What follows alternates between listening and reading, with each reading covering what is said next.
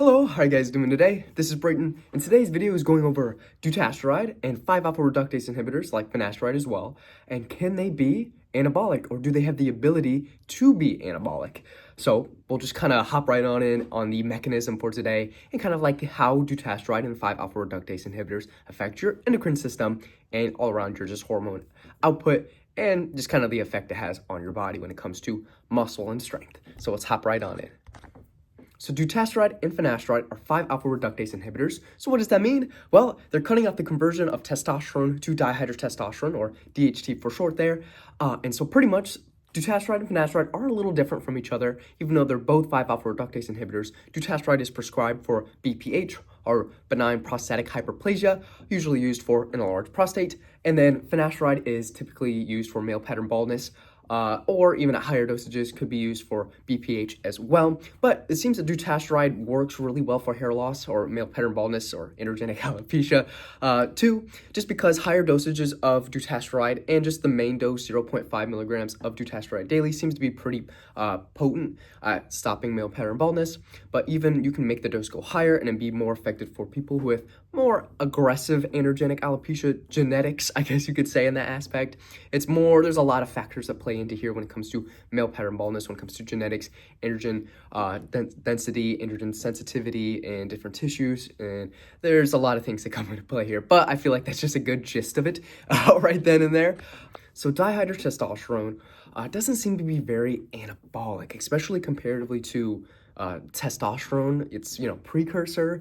Now, it can be a little different when you dose super physiological amounts of dihydrotestosterone. Now they can have more of an anabolic effect, but our levels naturally in the body, I believe dihydrotestosterone is like 1/10 of what testosterone is when it comes to the levels. And the free dihydrotestosterone levels is very low as well, naturally. Now, even if you had an extreme amount of dihydrotestosterone, it still wouldn't be really nearly as much as testosterone when it comes to anabolic activity. But dihydrotestosterone is very androgenic, so that comes to secondary male characteristics. It is very potent at that. But an individual, even if they have very high dihydrotestosterone levels, for example, maybe a super physiological dose that they're having entering their body, I guess we could say, in this aspect. Now, this is a different story if it comes to super physiological dosages of testosterone and dihydrotestosterone. Now, if DHT or dihydrotestosterone is at a super physiological dose, then yes, it may have some more anabolic activity, but still at the end of the day, testosterone is going to be more anabolic, especially if it's a super physiological dose of testosterone. Now, there are derivatives of dihydrotestosterone, like AAS, I guess we could say that for short. Now, but we won't get into that. I kind of already made a video kind of on if, I'll put a the little tag up in the corner there on if, AAS, what causes hair loss in that aspect, and how do they cause hair loss, and are you safe if you use finasteride or dutasteride while taking something like AAS? But we won't dive into that for today. So the main base of this video today is, well, the question of if dutasteride crushes dihydrotestosterone, or the conversion of testosterone to dihydrotestosterone, wouldn't that mean there's an increase of testosterone in general? Yes, but it also seems to be that there's an increase of estrogen and estradiol as well. So now the question comes to thought, hey, now if there's an increase of testosterone, could it be that dutasteride or finasteride can be anabolic, because testosterone, we know, is anabolic and has ability to put on more strength, put on more lean muscle, this and that. So, well, and figuratively, I guess you could think, yes, hey, that's true, you're getting a certain percentage increase. Now, how true is this? Well, let's look into the dosages of finasteride and dutasteride. Now, finasteride seems to crush, I believe, systemic DHT around 70% and then scalp DHT by 40%. I guess it's kind of relevant in this scenario here. While now that isn't going to, yes, that's a pretty big crush of systemic DHT, but it seems that it's only on the higher end of 15% of testosterone is increased from something like finasteride, and I believe at higher dosages it's pretty similar as well. Now, with dutasteride at the 0.5 milligrams, we may have an increase of serum testosterone levels as well, because there is a lot more serum DHT crushed and a little bit more scalp DHT crushed. Now, if you increase the dose of dutasteride in general, for example, let's do 2.5 milligrams of dutasteride. Now, that crushes almost complete DHT, systemic DHT in the body, and it crushes scalp DHT almost completely too. That's around like 79% or 80 around there. Now, that is pretty much a nuclear, I guess we could say, in this aspect of how it's wiping out dihydrotestosterone completely. Now, in general, we don't have that much data on if how much, 2.5 milligrams of dutasteride and how it may increase testosterone levels and how much testosterone levels it can increase. Now, my opinion, it's great to hear that like something like dutasteride or finasteride in general, even though it's only a little percentage there, something like 2.5 milligrams of dutasteride, which I personally use, that can increase testosterone levels. Now, can it be anabolic or can it give you performance benefits? I personally believe no. I don't believe that dutasteride, especially not finasteride. Finasteride cannot really have that much effect on, anabolic activity, I guess you could say, and performance. While dutasteride, I guess there could be, or 2.5 milligrams dutasteride, there could be more of an argument there, but not really. Well, there's many factors to play into here. For example, you're not only getting an increase of testosterone, you're also getting an increase of estradiol as well, so aromatization.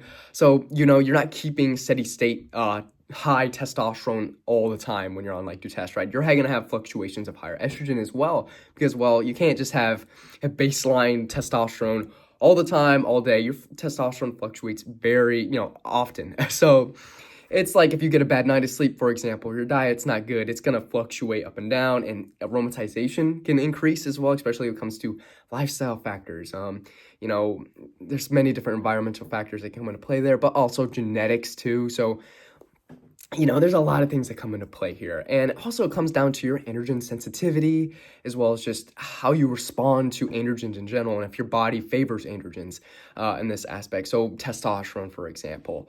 And so, if you take something like dutasteride or a high dose of dutasteride, yes, you may get a higher increase in testosterone levels, but it cannot really be performance enhancing. So I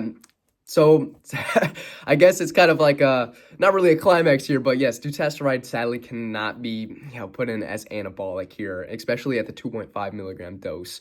Doesn't seem to have the ability to be performance enhancing. Now, libido, on the other hand, that could be an increase. Since you're getting a mild increase of testosterone levels, you might notice a pretty big spike of libido, or not big spike, but a decent spike of libido, especially if your body favors androgens or testosterone in general. Like if you have a great diet and your lifestyle is good, and your genetics favor androgenic activity in your body, I guess you could say, over aromatization and estradiol activity. Technically, a super physiological dose of testosterone would be like 100% increase, or more than that, honestly. So 20% is not going to be deemed as super physiological, and it's not going to have any performance basis on there. And but yeah, you may get a minor libido increase as well. So, but you got to realize too that dutasteride and finasteride are not really going to affect you negatively in the gym. Otherwise,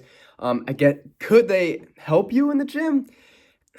Probably not really gonna have that much more. Maybe you get more of like a sexual drive thing, maybe, if it increases your libido, if you have that effect from taking something like dutasteride. But some people seem to have some side effects when it comes to like their androgen balances here, when it comes to their testosterone and their estradiol as well. So some people may say, hey, I have had bad side effects and I get less libido, which is a pretty common side effect with taking a 5-alpha reductase inhibitor. So really, at the end of the day, it just kind of depends on what dose you're taking, how far along you are in your treatment. It seems with time that your body adjusts pretty, quickly with it. Depends on the individual. Something I'd like to add as well is that there's still sex hormone binding globulin. So even if you have like an increase of like 20% testosterone on, 2.5 milligrams dutasteride, it's still not going to be like complete free testosterone increase. It's like maybe like adds to your total by a little bit, but still free testosterone is what you have to, like, that's what would be like performance enhancing an aspect, because then it could bind to tissues and express gene expression and cause the anabolic effects or the testosterone androgen like effects that it has on the body. This is also true with dihydrotestosterone. Free dihydrotestosterone is going to wreak havoc more on the body if it's not bound to sex hormone binding globulin or SHBG. So like if you have, like, for example, if you have a very high free dihydrotestosterone and you are genetically prone to androgenic alopecia, then yes, you're gonna like experience more like hair thinning and, you know, signs of androgenic alopecia if you had like a super high free dihydrotestosterone levels. But your body regulates SHBG just fine and keeps it in the healthy range pretty well. This depends on the individual and, you know, things like diet as well, and especially something like AAS. They can affect your SHBG negatively. So that's when a lot of people get like a lot of bad side effects from just having crushed SHBG, and they have just like free dihydrotestosterone, and that may cause, you know, more androgenic like effects on their body. But as like a natural, you don't really have to worry about that too much typically. But of course, I guess you can always get checked through blood work. But obviously, I think at the end of the day, it's like, if you have low SHBG, typically there's going to be other negative things you probably have to worry about when it comes to, you know, something like dihydrotestosterone and hair loss. Typically there's other health concerns that fall into play there. So, but I just kind of wanted to add that as well as just a little fun fact, I guess.